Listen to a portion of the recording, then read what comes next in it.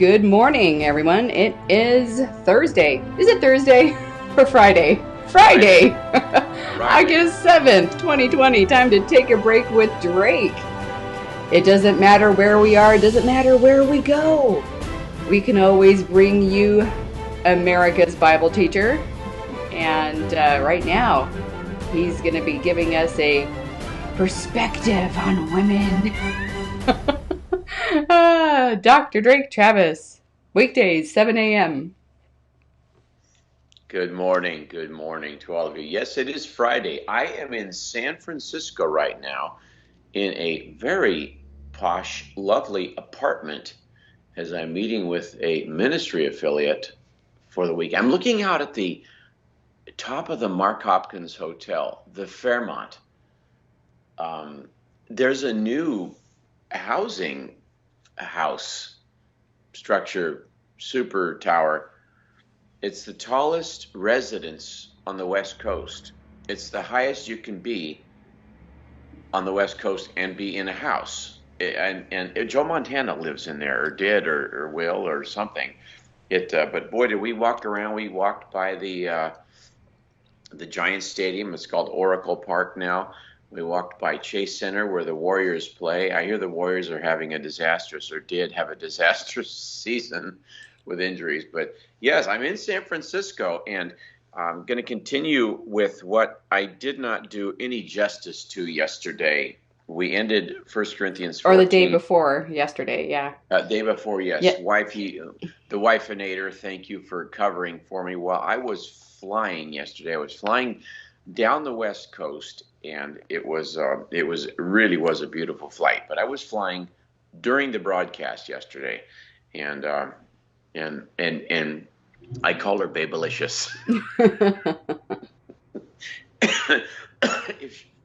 If she were president, she'd be Babraham Lincoln. You know, there's a second movie for Bill and Ted coming out, I guess. Yeah, we don't have time for that. This is a historical study, but those are historical babes. Oh, brother. And yes, anyhow, as we wrapped it up yesterday, I don't think I left anybody in hackles. They understand. I'm not some browbeater about,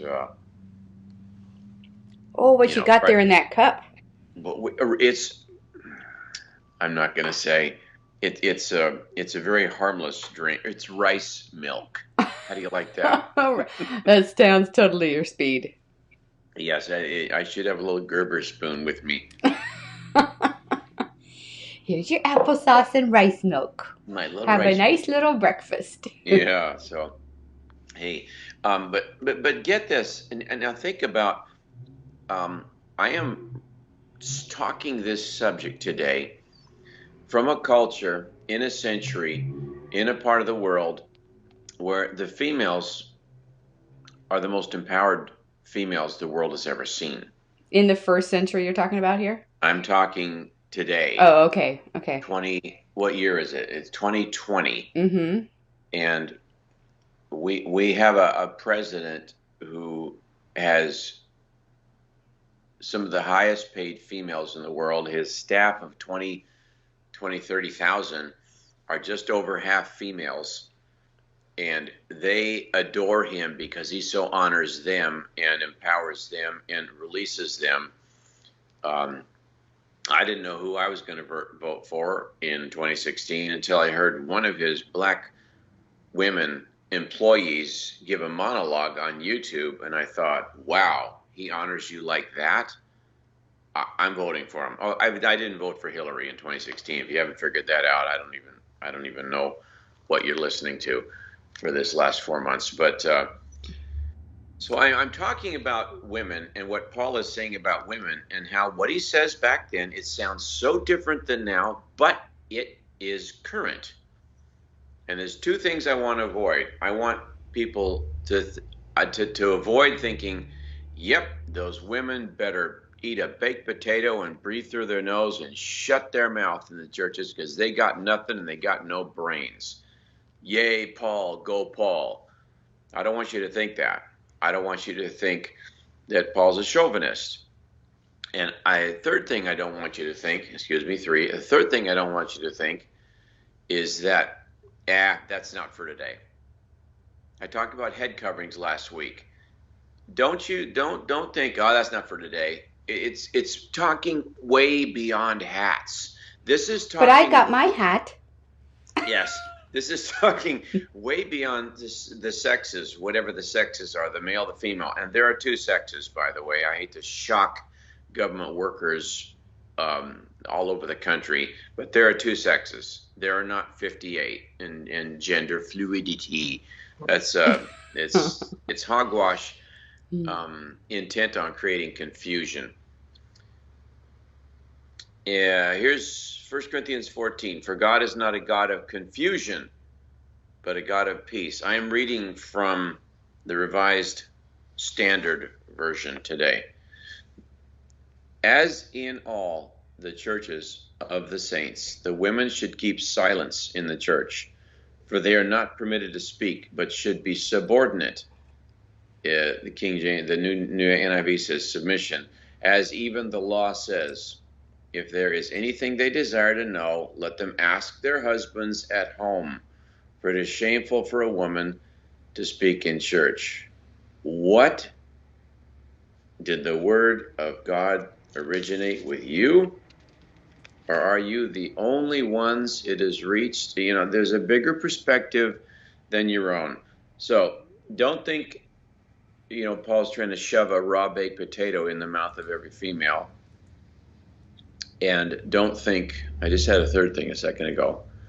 Don't think that Paul's a chauvinist, and don't think this verse doesn't apply anymore. I'm going to go over some things. What do one of my mentor in the 90s, who was an Air Force pilot, retired, and a commercial airline pilot who retired after 30 years. And in his retirement, he took me aside because he saw me as my race car was flying apart on the path I was on. So he cut in, and he told me that I'm taking what people say too literally. When a woman tells you she's fine, does that word mean she's fine? If you think she's fine when she says she's fine, you're the dummy. She's not fine. The words mean different than what's being said. When the Apostle Paul says, when you pay back good for someone who's evil to you, you heap coals of fire on their head. Yeah, right on. The church is filled with people who have third degree burns on their scalp. I love it. Does the words mean what the words say? I'm going to answer a mystery for you real quick here. When someone wanted to get even with someone back then, their fire would go out at night, and they would come begging you, "Hey, can I light my wick off your candle thing?" Well, if you want to get back with them, you'd say, "I'm going to give you a little thing of fire." No, I'm not going to. Start rubbing sticks together like a caveman. They always kept a candle going and an oil wick going and a little flame in the house, and that's what you let the morning fire off of. Yeah, don't let the fire go out. Yeah, don't let the fire go out. So it says when someone comes and asks you, and every house to house, they all did this, and it was a payback thing. And if they ask for a little wick of fire, Paul says, pay them back, give them back so much that they have a whole armload of fire and coals and everything, and it stacks up and it falls on their head. When someone asks you for a nickel, give them a $50 bill. Oh, so we're supposed to be overly abundant in blessing others. Okay. That's what those words are saying. When you think, hey man, I've earned this payback dish and I'm going to dish it to them thick, Paul says pay them back with goodness, so much so that they go, oh my, it dispels all rage. The words mean different than what the words say. So you're saying it's subtext. Subtext, yeah. When Jesus says, If you have a problem with stealing, cut off your hand. If you have a problem with noticing evil everywhere, take out your eyes. Ugh. He also says, "Drink my blood and eat my flesh." Yeah, so That's pretty intense. people thought the early church was into cannibalism. He Ew. says stuff that is so extreme that you can't ignore it. The options after our life is over is a city of gold or a cauldron of fire that you never get out of and you never die and you never finish fully cooking. You are screaming in. If you ever been to a burn center, No bueno. No, the thought is pretty grim. Yeah. Ugh. I knew a guy that had accidentally had boiling water pour into his boot, Ooh. and his boots were in his industrial job. He couldn't get the boot. It took a couple minutes to get the boots off. The boiling water cooked him from the shin down. Oh my goodness. And I wasn't there for the treatment. I missed that day, but his brother told me, he said, to be in the ambulance and going to the ER and having them treat my brother when all I'm hearing is screams and screams and screams that just keep going. Aww. It was so bad. I could weep right now. It was so bad. I remember him telling me that I've forgotten about this for 28 years. Yeah, I've never heard this story. Yeah, 29 years. Don't make me cry, Drake. I was crying yesterday on the show, so don't make me cry.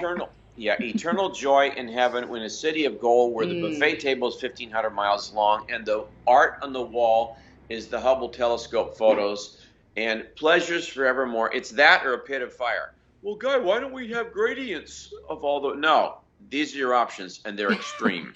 As some people say, isn't there a medium place? Isn't there a medium place? Yeah, no, there is no medium place, and there is no nirvana. Burnt cocaine is wrong. Whoops, Kurt Cobain is wrong. There is no nirvana. There's no Neverland. Buddha thought, can we just stop existing? No, you're here. This is extreme. Jesus says, if you have trouble stealing, cut your hand off. Yeah, right on. And they do this in the Middle East today. If someone has raped, they castrate them in public. Ew.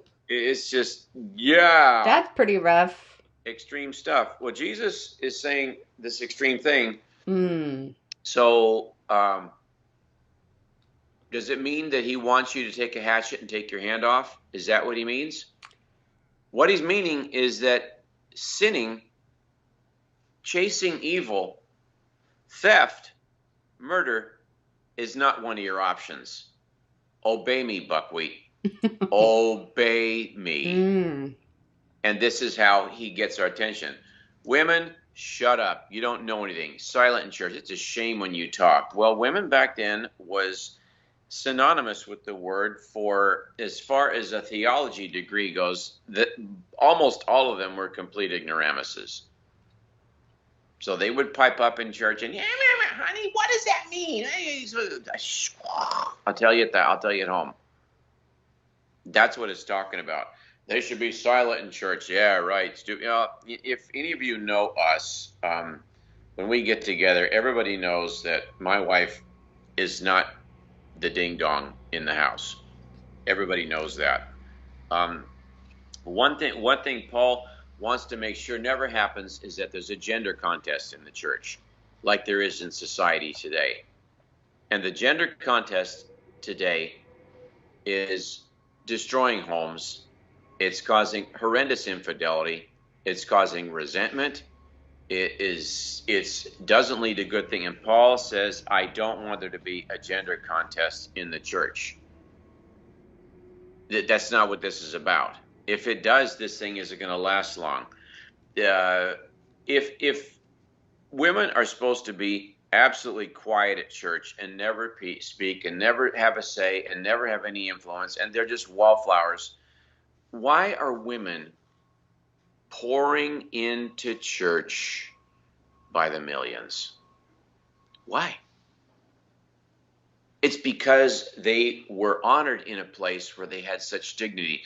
In this country, in America, before women could vote, what did we think of them? Hey, stupid lady, you're a political dingbat. You don't know nothing. I don't think Uh, so. no, remember the Titanic scene? What were they yelling over and over again as people were in a complete panic as this 900-foot ship was starting to tip and the nose had already gone underwater Women and and the children lifeboats were running? first. What did they say? My wife, my female wife, what did they say? Female wife. That's crazy, Drake. Women and children first. What that? I didn't hear that. No, they were so chauvinist and they just subjugated women. What did they say? Well, women and children first, as they always do. I didn't hear that. Our society doesn't hear that today. Tell us what they said. Life and death is on the line. Those who don't get on a lifeboat freeze to death and are completely unconscious in 60 seconds at the most. I have been in 33-degree water off the Alaskan coast inside the Arctic Circle. It feels like 1,000 needles. And the men are I going have footage in, of that and the somewhere. women are getting on like what? I have footage of that somewhere. Yeah. And the men are going in the ice water and they're going to be dead in 1 minute. And the women go on the boats and they're going to find warmth and safety and their life's going to go on. So when this is the option, what were the men insisting on? Women and children first. Really? But, yeah, but Drake, This I think there was room for Jack on the door. Yeah. Yeah. I mean, These, they just. this is a society that had been immersed in Christianity for so many centuries, they wouldn't even think of killing a female. Like we do today in the age of fairness and equity and gender equality. In the first century, women were rushing into church by the millions. They were finding the dignity and the life and the joy they'd never known before. Jesus, who reminded the Sanhedrin leaders, can you hear that I'm in downtown San Francisco? Well, sometimes downtown over here won't be that kind of loud, but there's a different kind of loud. Yeah. What Jesus is saying, and he reminds the Sanhedrin, men, every one of you is born of a woman. Do you hate your mothers? Well, you got us there. It's something they wanted to forget about. Hey, I'm under no woman. When you've got a guy who tells women to shut up, he's not reading the New Testament. He's not reading this book that says women are to be silent. Wait a minute, how can this happen? What God isn't? These are men who know culture. The Bible was written by 39 men, 66 books, written over 1,500 centuries, 1,500 years, 15 centuries. And the females in this Christian setting, and even today, worldwide, the female Christians are the most beautiful. They're the most peaceful. They're the most at ease, secure. They're the wealthiest. They're the most empowered. They're the most educated, the most honored. They're the most dignified. And we have this passage, they're supposed to be silent. What Paul is saying is we have got to stick to a biblical charge. This cannot become a culture of chicken charge. This thing is not to be surrendered to women. And, women, when they come in, women, they got this radar, and it's way beyond what men have. They've got this buzz stuff. Wife and I, we leave most settings, and she says, wow, did you notice this and that? Did you catch what they said? Did you notice how the theme shifted throughout the... What?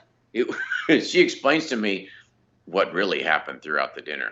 Most movies end where my wife, now honey, keep a smile on your face here, because this is funny to me. Most movies that we watch, we're sitting side by side. And the movie ends, and during the movie, she knitted a sweater for an octopus. She updated a website. She managed what was in the oven and on the stove, and she was in and out, and this and that. And I never took my eyes off the screen. And when the movie ends, she's got to explain to me what happened in the movie. Honey, am I making this up? No, he's not. Although I've given up knitting sweaters for octopi. Oh, So, yeah. So but it just got to that point where it was just, that's a lot of yarn. yeah. So anyhow, so people, if they were to look at our house, they'd go, "Well, golly, Serena should run the show. Drake should just take the back seat." Uh, she hands me the steering wheel. She hands me the levers of power. She hands me the microphone. I think more accurately, I'm not fighting over these things with you because that is not orderly. Yeah, and I don't go, "Hey, I'm in charge." Yeah. She just grants me this. Um, where did Rocky get his confidence to win all those battles? His wife Adrian says, "Rocky, you can do this." Where did Ronald Reagan get the confidence to become president of the United States? His wife just told him, said, "Honey, you can do this." Maybe I should be president. Oh, golly, I don't know. And Nancy told Ronnie, you can do this. I know you can. Mm-hmm. With that word from her, he rose up, and before he was done being president, 500 million people were set free from communism. Mm-hmm. The vision of man fueled by the heart of a woman. And if you flip that and put, let's say we're going to ride horses in life, and every family's on a horse, the husband and wife, well, somebody's got to sit in front, and it needs to be the man. And what do you mean? I said last Friday, I think it was. I says, "What do you mean? There's no, double-backed horse where you can ride together?" Yeah, this horse has two spines. Two spines. Oh, that's crazy. Hey, out. Good morning, Todd Williams and Lindsay. Todd Williams says the mighty Drake. And Lindsay says, I'm seeing myself on a half-inch screen. I can't see anything. You're not seeing all the messages. And Lindsay says, adore your wisdom. This church is to be an institution that raises the most secure, peaceful, and functional children in the world. And when you have both husband and wife, mother and father raising these children, 90% of them and higher remain in the faith. When you have a household where just the father is a Christian and the mother isn't a Christian, still 75% remain Christian, the children growing up. When you have a home where just the mother is a Christian and just the mother is taking the kids to church, and the father isn't, 25%, 1/4 of the kids hang on to their faith. When it's just the father, 3/4 of the kids hang on to their faith. When it's both of them, over 90% hang on to their faith. That is why the government-run institutions of this country right now are determined to see the kids trash their faith. It's an interesting thing. They're so against the church, and this is all over the news all the time. But the church, if it's to become a woman in charge thing, the men are going to go, really? I'm going fishing. And when it's women only, 1/4 of the next generation adheres to the faith. After that, 1/4, and the church shrinks to 5% of what it used to be just 2 generations ago. You see these churches where you go in and it's all blue hairs or only whatever. They didn't pass it to the next generation. The men are the ones that dropped the ball. And this faith is over with in 1 generation. There was catcalling in the first century in the city of Corinth. It was an extremely ungodly town where the ladies were just starting to relax as their husbands are saying, you know something, this philanderer and crazy prostitute thing, this is it, and stop it. They sang that the Corinth theme song was "Take Me Down to the Paradise City," where the grass is green and the girl, take me down. Yeah, Axl Rose. Oh boy, that was their theme song. Just saying. Yeah. And so, what happens when the women are in charge? The men run. I travel. I've been in 49 of our states, and I notice the churches. I notice the churches. And when I say, Reverend Cynthia you know, Hanson Romanowitz, you know, and it's a lady in charge. She usually has two last names. Can't just say, You're making up all these names. yes, I'm just making his name up. Oh When you got a goodness. lady running the show, she usually has two last names. She's not quite sure which man she's committed to, which grandfather or her husband. Um, Hmm. and when there's a lady in charge, there's usually a little rainbow flag right outside in front of the church too. They go bad. They go bad, and they go bad fast. People think, oh, so women shouldn't drive, women shouldn't vote, women shouldn't even nothing. I drove a Saudi Arabian um, staff general something pilot last year. He says, yep. He said, yep, we've just allowed women to drive and Which vote. is crazy that it just happened. It's Yeah, mind-boggling. 2 years ago, Mm-hmm. Saudi women can now drive and they can vote. And I said, really? How's that working out? Is traffic worse? He said, well, let's put it this way. We're hearing women talk now in ways that they never have. I said, well, like what? He says, they're getting snotty and mouthy quick. I said, wow, I'm driving a black car executive van service. It's my job to keep my mouth shut. So I did. But that is the perspective of a Middle Easterner. Do women know nothing? Do they have nothing to give? Good grief. Unless you're blind, the women keep every church in the world afloat. They're running so much all over the place. And God and Christ and ministers with a brain in their head go, way to go, ladies. This is awesome. But they shouldn't be running the show. People think, oh, yeah, America used to be so oppressive to women. Really? If the Titanic went down today, would we be saying that? So many of our movies today, women are getting beat up bad. Women are the fighters. Women are doing the cage fighting stuff now. Um, what's happening with trafficking with women today? We started shifting toward paganism in the 50s in this country. The undercurrents were in the 20s with Woodrow Wilson's decisions. And a century later, women are not being treated well. They've got power, they've got this, they've got that, but they're not getting covered. The dignity thing.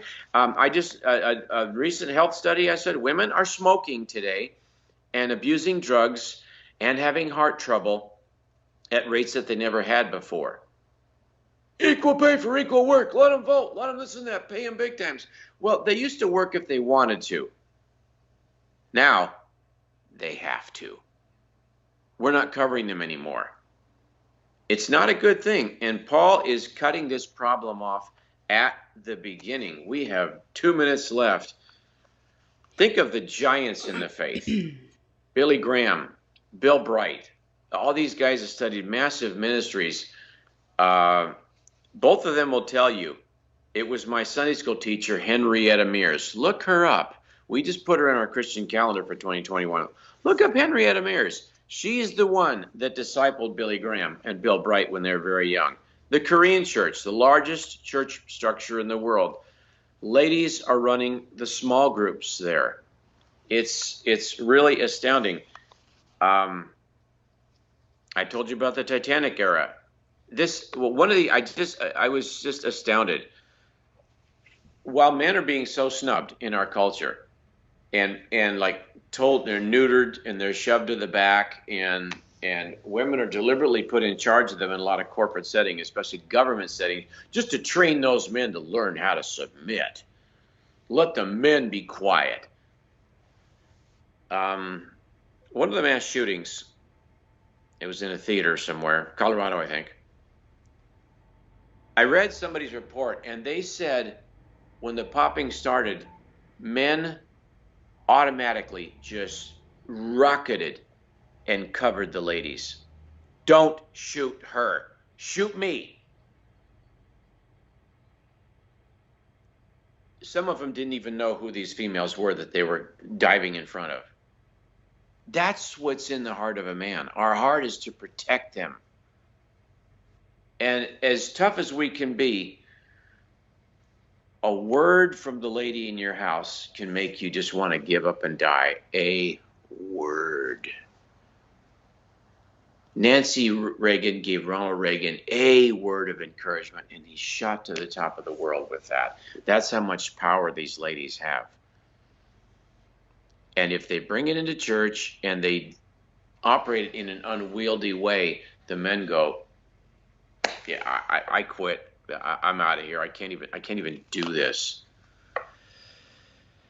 Oh, I've got a great final point, but I'm going to do it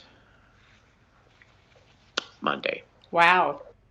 Yeah, I'm seriously, I really want to wait on this thing. It is so powerful, and it's a word given one-on-one to me by one of the most powerful females in the USA, in all of Christendom.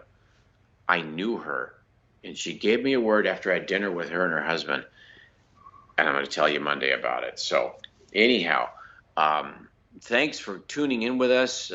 Click and subscribe, or click and clack, whatever all those words are. You can go to your website, draketravis.com/partners. That's how you can join up and be a part of the. If you want to put some wind in our sails, that would be. Also, if you, so we're going to be sharing some more information in the upcoming days about the calendar. We'll keep you posted on that. We have a 2021 calendar coming out, and it's really an inspiring thing. And really also, just here's a little teaser of this that I've been working on before we go, and that is the 7 Streams Bullet Journal. So I'm in development on this right now, and I'll be actually doing a video series on journaling through the Bible.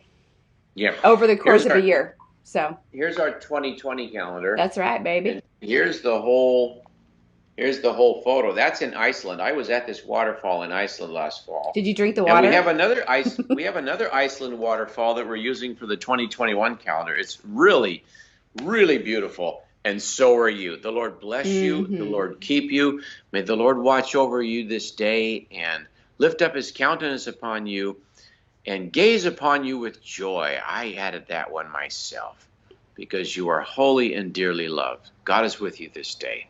Go in peace. Go in Christ. Live in the Spirit.